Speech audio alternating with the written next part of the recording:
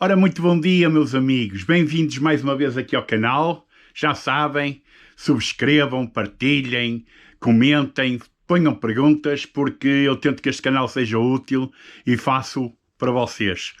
Bom, hoje vou-vos falar sobre os meus critérios de escolha de uma moto para fazermos uma grande viagem. Tem sido solicitado por alguns dos meus subscritores que moto é que eu escolheria, como é que eu escolheria se optasse agora por fazer uma grande viagem. Grande viagem, atenção, não é um passeio, não é uma questão de uma semana, não é um fim de semana, será coisa para 2 meses, que é o que eu considero uma grande viagem, será coisa para alguns milhares de quilómetros, etc. Obviamente que é a minha opinião, são os meus critérios, porque isto de escolher a moto para uma grande viagem, às vezes nem se escolhe, vai-se na moto que temos. Temos, por exemplo, o argentino Emílio Scotto, um dos maiores viajantes de moto de sempre, que fez mais de 600 mil quilómetros numa Goldwing, passou por 200 e alguns países, andou 10 anos na estrada. Ou o André Sousa, português, que resolveu dar a volta ao mundo numa mini Honda, naquelas motecas ridículas, pequeninas. E fez-lo com êxito. Temos o Ricardo Logris, que foi do Alasca ao Ushuaia e ainda deu umas voltas pelo Brasil de BMW GSA 1200, que quando partiu já tinha 200 e poucos mil quilómetros, portanto uma moto muito rodada, teve alguns problemas, mas fez a viagem e usufruiu e gozou e até tem um livro publicado sobre isso. Portanto, são critérios meus, a minha opinião. Bom, e antes de escolhermos ou de vermos os critérios para a escolha de uma moto, temos também que ver para onde é que vamos fazer essa viagem. Se é por África, se é por caminhos maus, se é pela América do Norte, pelos Estados Unidos, com boas estradas, boas paisagens, se é do Alasca ao Ushuaia, se é pelo Extremo Oriente ou Médio Oriente, por o Afeganistão, Kurdistão, etc., Índia. Portanto, o sítio para onde vamos também é um bocado importante, ou é um pouco importante, para a escolha da nossa moto. Mas, antes disso, independentemente do sítio ou da zona ou da geografia para onde vamos, há 2 critérios que eu acho fundamentais na escolha de uma moto para uma viagem deste género. O primeiro é não escolher ou não ir nunca é uma palavra que não se usa, mas evitar ir numa moto nova. Isto é, comprar uma moto e para a semana irmos de grande viagem. Isto é muito mau. É muito mau por várias razões. Primeira, não estamos ainda muito familiarizados com a moto, muito habituados à moto. Segundo, uma moto nova pode dar problema de juventude. Portanto, convém irmos numa moto com algum teste feito, já testada, digamos 10, 12, 20 mil quilómetros, será o ideal, em que já estamos habituados a andar nela, em que já estamos habituados a conhecer os truques que a moto tem, as manhas que a moto tem, etc, etc, etc. Portanto, evitem comprar hoje uma moto para fazer uma grande viagem. Evitem isso. Façam a viagem numa moto vossa conhecida, principalmente no modelo em que vocês já estejam habituados a andar, etc. Portanto, a vossa moto, talvez. O segundo critério que eu poria em termos de escolha de uma moto será o payload, isto é, o peso com que a moto aguenta.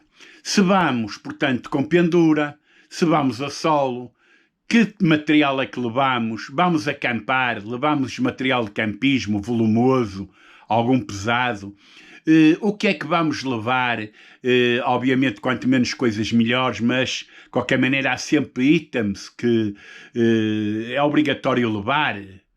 Por exemplo, roupa, necessaire, alguma ferramenta, pequenas coisas. Portanto, o payload, isto é, o que a moto aguenta de peso em cima, é um critério muito importante, porque se nós sobrecarregarmos a moto com mais que o que ela pode levar, se a moto for muito pequena ou não tiver capacidade de carga, nós vamos sobrecarregar suspensões, nós vamos sobrecarregar motor, nós vamos sobrecarregar o quadro, nós vamos acabar por ter problemas nessa moto, desde o pneu à janta, à suspensão.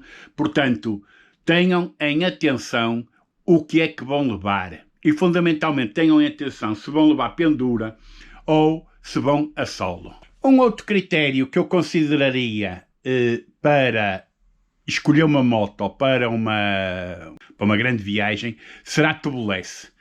Eu acho importante esta tecnologia de jante sem câmara estar acessível, porque reparar um furo num pneu tubeless é facílimo. Demoramos 10 minutos, um quarto de hora, se tivermos alguma prática. E já agora aqui faço um pequeno parênteses. Vejam como se faz isso antes de irem de viagem. Aprendam um bocadinho de mecânica básica antes de irem numa grande viagem. Há coisas que podem acontecer numa moto que são simplíssimas de resolver.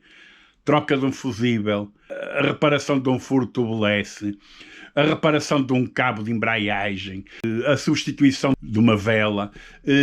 Isto são coisas facílimas e a gente convém saber porque é que a moto falhou, o que é que se passa, porque é que a gasolina está contaminada, etc. Portanto, há pequenas coisas que nós devemos nos preparar antes de uma grande viagem, e um pequeno curso ou resumo de mecânica básica é fundamental. Bem, mas estava eu a falar de tubeless, e o tubeless é realmente uma coisa importante porque nos permite, como eu disse, reparar um furo em relativamente pouco tempo. Obviamente que o tubeless exige levarmos um compressor ou umas botijinhas de ar comprimido para encher os pneus. Obriga-nos a levar o kit de reparação, a cola, as buchas, etc. Aquela ferramenta que não é pesada, mas pode-nos resolver um problema grave, principalmente num sítio ermo, onde não tínhamos acesso à assistência em viagem ou a reboque. Um critério menos significativo, mas que poderá ser relativamente importante, é a marca da moto relativamente à zona para onde vamos. Obviamente que a Honda, e aqui sem fazer publicidade, será talvez a moto mais espalhada pelo mundo, mas se formos, por exemplo, dar uma volta pela Índia, não será mau considerarmos a Royal Enfield. Se formos a dar uma volta pelo Brasil, obviamente a Honda ou a Yamaha serão as motos com melhor assistência nestes países, na América do Sul. Pela Europa, qualquer uma dá, temos assistência e temos todas as marcas. Pelo Extremo Oriente, tipo Tailândias e não sei o quê, Honda talvez, não sei. A marca da moto poderá ser importante, mas vendo a rede de concessionários, a rede de assistência, etc. Isto é um critério para a escolha da marca. O outro critério é o custo. O custo para manter o custo das manutenções. Portanto, vejam bem, porque ao escolher uma moto, não é só o custo da moto, não é só o custo em si da aquisição ou da máquina em si, mas também poderemos ter que ter em consideração o custo das manutenções, as revisões, etc. E já para não falar também de o acesso ao roubo. Isto é, em certos sítios, principalmente na América Latina, roubam muito motas e há motos mais apelativas que outras. Portanto, também há aqui um certo cuidado. Claro que se nós tivermos, ou formos sortudos de termos um patrocinador, como andam aí certos aventureiros, que são mais influencers que aventureiros, porque andam cheios de cameramans à volta e não sei o quê, e fingem que andam a dar a volta ao mundo. Não faltam aí vlogs e vídeos sobre esse tipo de gente, algumas raparigas e não sei o quê, que andam sozinhas, todas aventureiras, mas com cameraman, cheias de produção, com uma moto financiada, etc. Essas até vão da moto mais esquisita inconveniente aqui há, porque a moto é paga, eles são pagos para influenciar, eles são pagos para vender aquela moto, portanto, tirem o cavalinho da chuva, não se deixem influenciar por esta gente, pá, vejam antes tipos que fazem grandes voltas em pequenas motas, às vezes, opá, esses sim, aventureiros, ou tipos que fazem grandes passeios por sítios ermos e difíceis, outro tipo de aventureiro, mas não se deixem levar por esses tipos que fazem vídeos, porque realmente não são esses. Esses influenciam, mas não são esses os exemplos de grandes viagens. Por último, o tipo de moto. Ora bom, quando fazemos uma grande viagem, um dos critérios fundamentais que devemos pôr na moto é o conforto. Isto é, nós não vamos fazer uma viagem numa moto sport, numa moto com avanços, com o guiador lá em baixo, com pouco curso de suspensão, com pouca capacidade de carga. Nós vamos precisar de uma moto relativamente versátil e confortável. Opa, as trail são motos à partida adequadas para grandes viagens. Motos mais pequenas também são, por exemplo, scooter, uma boa scooter, uma boa moto com umas rodas relativamente grandes, uma boa autonomia, são critérios que poderemos ter em consideração. Não vamos levar uma moto para depois levar bidões de gasolina pendurados, porque uma moto com um depósito de 7 litros que gaste 5 ou 100 dá para fazer pouquíssimos quilómetros. Portanto, é preciso também considerar este tipo de pormenor, que é, por exemplo, o tipo de pneus, o conforto, a autonomia, o tamanho das rodas e fundamentalmente o peso da moto. Obviamente que se formos andar pelos Estados Unidos por grandes estradas, grandes retas, etc., o Harley Davidson XPTO cheio de coisas não será uma moto pesada, porque é para andar em reta, em alcatrão. Agora, se formos fazer a Transamazónica nesta moto, estamos a abortar a viagem, porque não vamos conseguir fazer estradas de terra, se é que a Transamazónica ainda tem terra, não vamos conseguir fazer grandes habilidades, porque a moto é extremamente pesada para nós.